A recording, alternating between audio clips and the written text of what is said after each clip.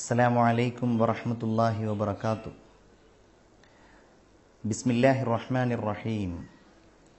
അൽഹംദുലില്ലാഹി റബ്ബിൽ ആലമീൻ വൽ ആഖിബത്തു ലിൽ മുത്തഖീൻ വസ്സലാത്തു വസ്സലാമു അലാ സയ്യിദിൽ മുർസലീൻ സയ്യിദിനാ വ ഹബീബിനാ മുഹമ്മദിൻ സല്ലല്ലാഹു അലൈഹി വസല്ലം വഅലാ ആലിഹി വ അസ്ഹാബിഹി അജ്മഈൻ. അമ്മാ ബഅദ്. അനുഗ്രഹങ്ങളുടെ വസന്തോത്സവമായ വിശുദ്ധ റമളാനിൻ്റെ നന്മ നിറഞ്ഞ രാപ്പകലുകളിലൂടെ നാം കടന്നു പോവുകയാണ്. ശ്രേഷ്ഠമായ പ്രതിഫലാർഹമായ സൽക്കർമ്മങ്ങൾ കൊണ്ട് നമ്മുടെ ജീവിതം ധന്യമാക്കിയും അള്ളാഹു വിലക്കിയ ദുശ്ചെയ്തികൾ കൊണ്ട് നമ്മുടെ ജീവിതത്തെ സംശുദ്ധീകരിച്ചും റമളാൻ കഴിഞ്ഞു പോകുമ്പോൾ സ്വർഗമെന്ന പരമമായ ലക്ഷ്യം, അള്ളാഹുവിൻ്റെ ദർശനമെന്ന ഉൽക്കടമായ മോഹം, അത് സാധ്യമാകും എന്ന് തന്നെയാണ് നാം പ്രതീക്ഷിക്കേണ്ടത്.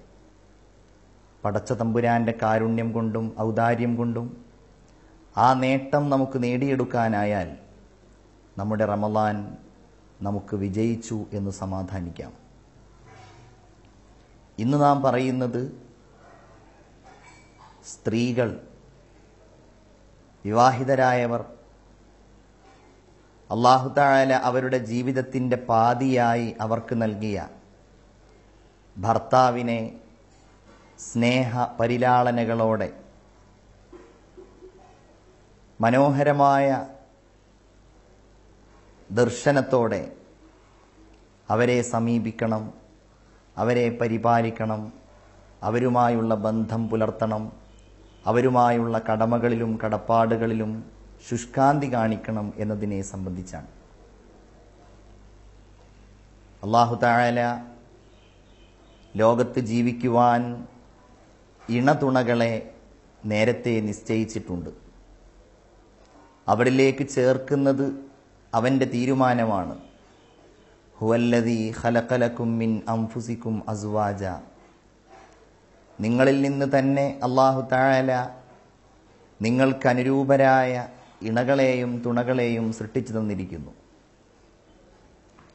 ഇസ്ലാമിൽ ഭാര്യ ഭർത്താവ് എന്ന ഒരു പ്രയോഗം പോലുമില്ല.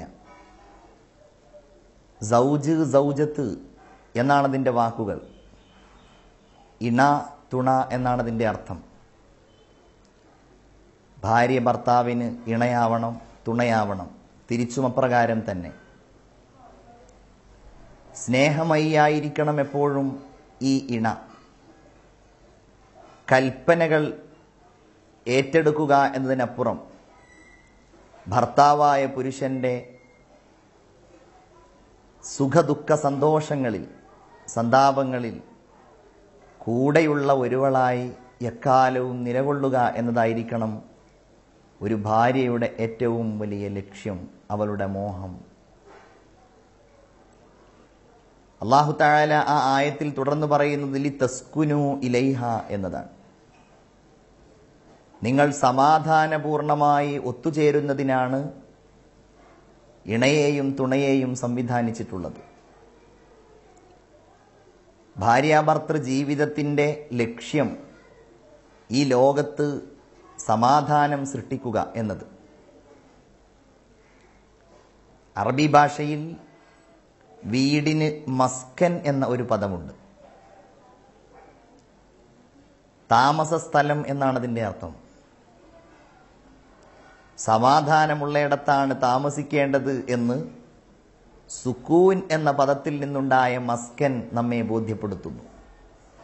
അല്ലെങ്കിൽ താമസിക്കുന്നിടത്ത് സമാധാനമുണ്ടാകണം, ശാന്തി ഉണ്ടാകണം. ഭാര്യയും ഭർത്താവും കൂടിച്ചേർന്നാണ് കുടുംബമുണ്ടാകുന്നത്. അല്ലാഹു തആല ഭാര്യയ്ക്ക് ഭർത്താവിനോടും തിരിച്ചും സ്നേഹം മാത്രമല്ല കാരുണ്യവും ഹൃദയത്തിൽ നിക്ഷേപിച്ചു. ഇന്ന ഫീ ദാലിക ലആയാതിൻ ലിഖൗമി യതഫക്കറൂൻ. തീർച്ചയായും ഈ കുടുംബജീവിതത്തിൻ്റെ സൗരഭ്യത്തിൽ ആലോചിക്കുന്നവർക്ക് ദൃഷ്ടാന്തങ്ങളുണ്ട് എന്നാണ് അല്ലാഹു തആല പറയുന്നത്. ഭാര്യയായി നിലകൊള്ളുന്ന ഒരു വ്യക്തിക്ക് ഒരു സ്ത്രീക്ക് തൻ്റെ ഭർത്താവിനോടുള്ള ബാധ്യതകൾ എന്തെല്ലാമാണ് എന്ന് പറയാതെയല്ല ഇസ്ലാം പോയത്. അതിശക്തമായ നിർദ്ദേശങ്ങൾ, കർശനമായ വിധിവിലക്കുകൾ. എന്തിനു വേണ്ടി ദീൻ നൽകിയെന്ന് ചോദിച്ചാൽ, സമാധാനപൂർണമായ കുടുംബജീവിതം, ഏറ്റവും ഉപകാരപ്രദമായ സ്ഥിതിവിശേഷങ്ങൾ സമ്മാനിക്കുന്ന പുതിയ തലമുറകൾ, ഇവയുടെ എല്ലാം നിർമ്മാണത്തിന് വേണ്ടിയാണ്. പ്രവാചകർ കേവലം തിയറികൾ പറയുക മാത്രമല്ല, രീതികൾ അവതരിപ്പിക്കുക മാത്രമല്ല, അവിടുത്തെ ജീവിതത്തിലൂടെ അത് കാണിച്ചു തരികയുണ്ടായി. നബിയുടെ സ്നേഹസമ്പന്നരായ പ്രിയതമമാരായ ഉമ്മഹാത്തുൽ മുഅ്മിനീൻ ഭാര്യമാർ, അവർ ഭാര്യ എങ്ങനെയായിരിക്കണം എന്നതിനെ ജീവിതത്തിലൂടെ പ്രതിഫലിപ്പിച്ച ഒരു സമൂഹമായിരുന്നു. വ്യത്യസ്തങ്ങളായ സ്വഭാവങ്ങളുള്ള, വ്യത്യസ്ത നാടുകളിൽ ജീവിച്ചിരുന്ന, പ്രമുഖമായതും അല്ലാത്തതുമായ കുടുംബബന്ധങ്ങളിലുണ്ടായിരുന്ന പെൺകുട്ടികളായിരുന്നു, സ്ത്രീകളായിരുന്നു നബിയുടെ ഭാര്യമാർ. ഓരോ ഭാര്യയ്ക്കും സ്വഭാവ വൈശിഷ്ട്യങ്ങളും വ്യതിരക്തമായ സ്വഭാവ ഗുണങ്ങളുമുണ്ട്. അവരിൽ നിന്നാണ് യഥാർത്ഥത്തിൽ ആധുനിക കാലത്തെ എന്നല്ല എക്കാലത്തെയും കുടുംബിനികൾ ഭർത്താവിനോടുള്ള പെരുമാറ്റത്തെ പഠിക്കേണ്ടത്.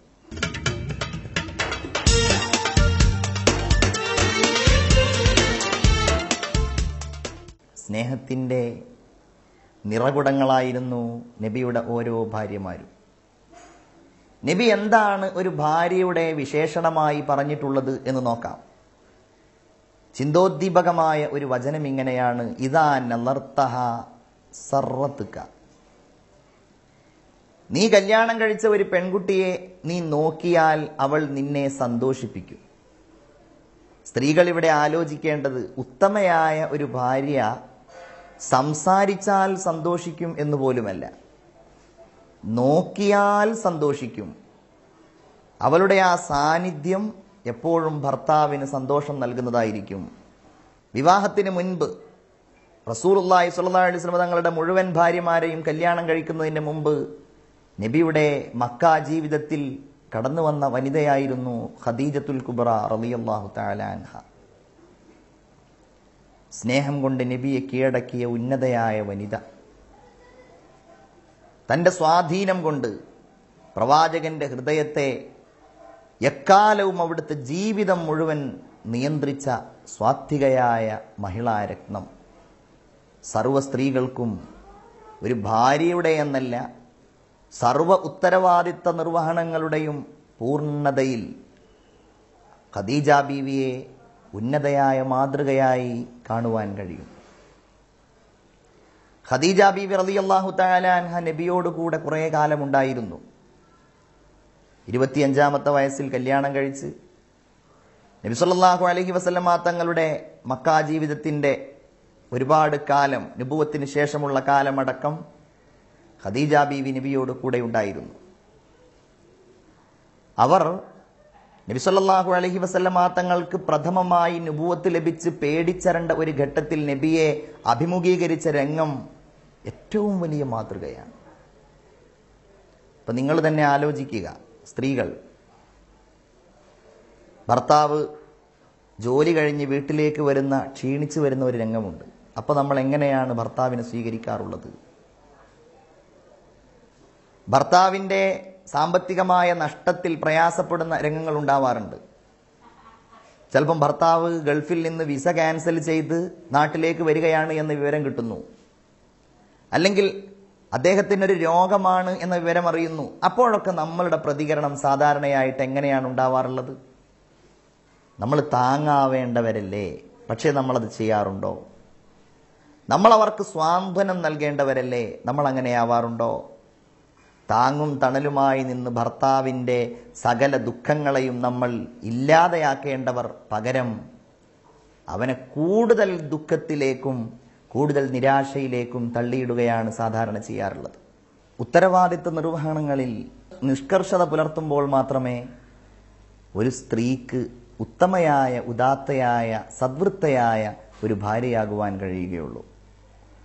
ഇസ്ലാമിൽ ഭാര്യയ്ക്കുള്ള ഏറ്റവും വലിയ ബാധ്യത അവൾ ഭർത്താവിൻ്റെ ആജ്ഞാനുവർത്തിയായിരിക്കണം എന്നതാണ്. ഇസ്ലാമിന്, ദീനിന് വിരുദ്ധമല്ലാത്ത എല്ലാ നിയമങ്ങളിലും എല്ലാ കൽപ്പനകളിലും അവൾ ഭർത്താവിനെ അനുസരിക്കുന്നവളാവണം. അത് സ്നേഹത്തിൻ്റെ ഭാഗമാണ്.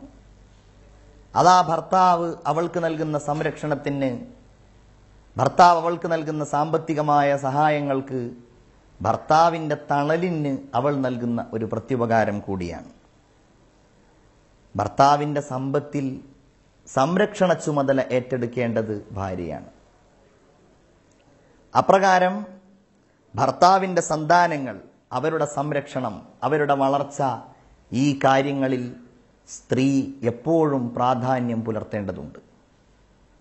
പ്രവാചകർ സല്ലല്ലാഹു അലൈഹി വസല്ലമ തങ്ങൾ സ്ത്രീകളോട് പ്രത്യേകമായി പറഞ്ഞത് തന്നെ വൽ മർഅതു റാഇയത്തുൻ ഫീ ബൈതി സൗജിഹാ.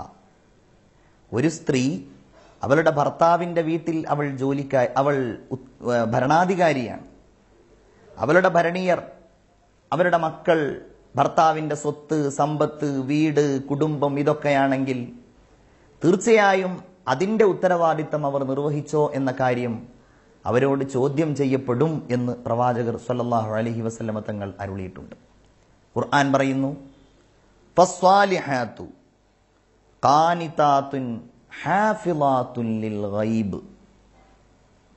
സദ്വൃത്തയായ സ്ത്രീകൾ, അള്ളാഹുവിനെ സൂക്ഷിക്കുന്ന വനിതകൾ, അവർ ഖാനിതാതുൻ ഭക്തിയുള്ളവരായിരിക്കും, പടച്ചവനെ പേടിക്കുന്നവരായിരിക്കും. ഹാഫിളാത്തുൻ ലിൽ ഗൈബ്, ഭർത്താവിൽ നിന്ന് അദൃശ്യരാവുന്ന സമയത്ത്, അവരുടെ സാന്നിധ്യമില്ലാത്ത സമയത്ത് ശരീരം, സമ്പത്ത്, ഭർത്താവുമായി ബന്ധപ്പെട്ട എല്ലാ മേഖലകളിലും പരിപൂർണമായും വിശ്വസ്തത പുലർത്തുന്നവരുമായിരിക്കും അവർ എന്ന് അല്ലാഹു തആല ഖുർആനിലൂടെ പറയുന്നു. ആയിഷ റളിയല്ലാഹു തആല അൻഹ നബിയോട് ഒരിക്കൽ ചോദിച്ചു, അയ്യുന്നാസി അഅലമു ഹഖൻ അലൽ മർഅ. സ്ത്രീക്ക് ജനങ്ങളിൽ നിന്ന് ഏറ്റവും വലിയ ബാധ്യത ആരോടാണ്? മാതാവിനോടാണോ, വാപ്പായോടാണോ, ഭർത്താവിനോടാണോ, മക്കളോടാണോ, ആരോടാണ്? പറഞ്ഞു, അവളുടെ ഭർത്താവിനോടാണ്. തിരിച്ച് രണ്ടാമത് ചോദിച്ചു, അങ്ങനെയാണെങ്കിൽ പുരുഷന് ആരോടാണ്? ഭാര്യയോടാണ് എന്നല്ല, ഉമ്മയോടാണ്. ഉമ്മയേക്കാൾ, വാപ്പയേക്കാൾ, മറ്റുള്ള എല്ലാവരെക്കാളും വിവാഹിതയായ ഒരു പെൺകുട്ടിക്ക് അവളുടെ ഭർത്താവ് തന്നെയായിരിക്കണം മുഖ്യം എന്ന ഒരു സന്ദേശമാണ് അള്ളാഹുവിൻ്റെ ദീൻ നൽകുന്നത്. ഒരാൾ യാത്ര പോകുമ്പോൾ നബിയുടെ കാലഘട്ടത്തിൽ തൻ്റെ ഭാര്യയോട് പറഞ്ഞു, ഈ വീട്ടിൽ നിന്ന് നീ ഒരിക്കലും പുറത്തേക്ക് താഴേക്ക് ഇറങ്ങരുത്. 2 നിലയുള്ള ഒരു വീടായിരുന്നു. യാത്ര കഴിഞ്ഞ് തിരിച്ചു വരുന്നത് വരെ ഭർത്താവുമായി ബന്ധപ്പെടാനുള്ള അവസരമൊന്നുമില്ല. ഇനി രണ്ടാമത് ഇറങ്ങട്ടെ എന്ന് ചോദിക്കാൻ. ഈ സ്ത്രീയുടെ പിതാവ് മരണപ്പെട്ടുപോയി. ഭർത്താവിന്റെ കൽപ്പനയാണോ അതോ പിതാവിന്റെ മരണമാണോ മുഖ്യമായി കാണേണ്ടത് എന്ന സംശയം നബിയോട് ചെന്ന് ചോദിച്ചു. അള്ളാഹുവിന്റെ പ്രവാചകന്റെ സംസാരം ഇങ്ങനെയായിരുന്നു, ഭർത്താവ് പറഞ്ഞത് കേൾക്കുക, പിതാവിന്റെ മയ്യിത്ത് സന്ദർശിക്കാൻ അനുവദിച്ചില്ല. ആവർത്തിച്ചാവർത്തിച്ച് ഈ സ്ത്രീ നബിയോട് ആവശ്യപ്പെട്ടുകൊണ്ടിരുന്നു. അപ്പോഴൊക്കെ ഭർത്താവ് ഒരു വാക്ക് പറഞ്ഞിട്ടുണ്ടെങ്കിൽ അതിനപ്പുറം നീ സംസാരിക്കരുത്, നീ പ്രവർത്തിക്കരുത് എന്ന സന്ദേശം നൽകി. അവസാനം ഈ സ്ത്രീയുടെ പിതാവിന്റെ മയ്യിത്ത് മറമാടുന്നത് ദൂരെ നിന്ന് നോക്കിക്കാണേണ്ടി വന്നു. ഒടുവിൽ മുഹമ്മദുർ റസൂലുള്ളാഹി സ്വല്ലല്ലാഹു അലൈഹി വസല്ലം ഒരു സന്ദേശം ഈ സ്ത്രീക്ക് അയച്ചത് ഇങ്ങനെയായിരുന്നു, തീർച്ചയായും ഇന്നല്ലാഹ ഖദ് ഗഫറ ലി അബീഹാ ബിത്വാഅതിഹാ ലിസൗജിഹാ. ഭർത്താവായ പുരുഷന് വഴിപ്പെട്ടത് കാരണം ആ വാക്കനുസരിച്ചത് കാരണം ഈ സ്ത്രീയുടെ പിതാവിൻ്റെ മുഴുവൻ പാപങ്ങളും അല്ലാഹു തആല പുറത്തിരിക്കുന്നു. നോക്കൂ നിങ്ങൾ, നമ്മളും അതിൽ ശുഷ്കാന്തി കാണിക്കുക. സഹോദരിമാർ, ഈ വിഷയത്തിൽ ഗൗരവപൂർണമായ സമീപനം കാണിക്കുക.